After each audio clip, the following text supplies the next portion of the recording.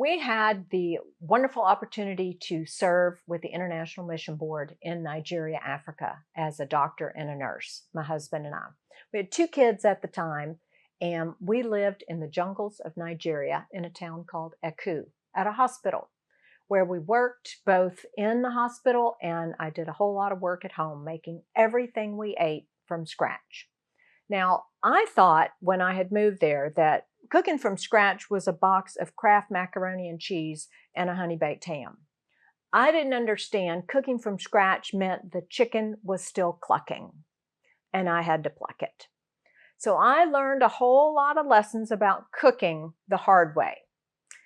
I learned to make bread from scratch and I failed many times until I finally got it right.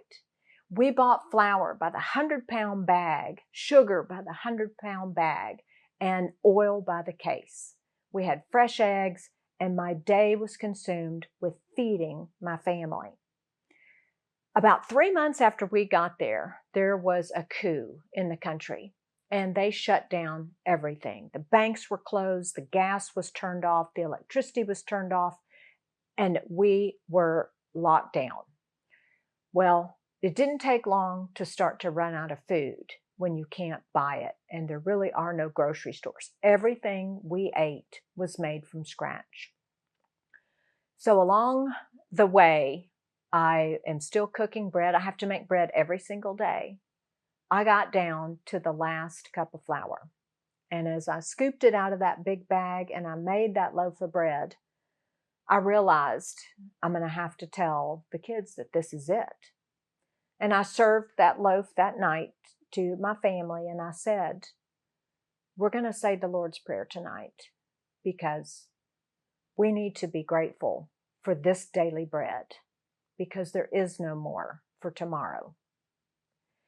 And it was very somber and a very hard thing to tell your kids, we're running out of food. You may get hungry. Well, the next morning, I heard a knock on my door very early in the morning, about 7 a.m. My husband had already gone to the hospital, which was only a block away. And I got up, went to the door, and there was an American man standing at my door, which is very unusual in Africa. And he says to me, have I found the American doctor? I said, you have. He said, I have driven all night to get here. I am so sick. Something is wrong. And I had heard that there were American doctors here. So I hawked my watch to get black market gasoline just to get here and find you.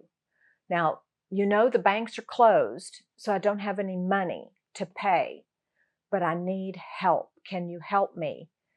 I happen to own a flour mill, and I brought you a 100-pound bag of flour, hoping to trade it for health care.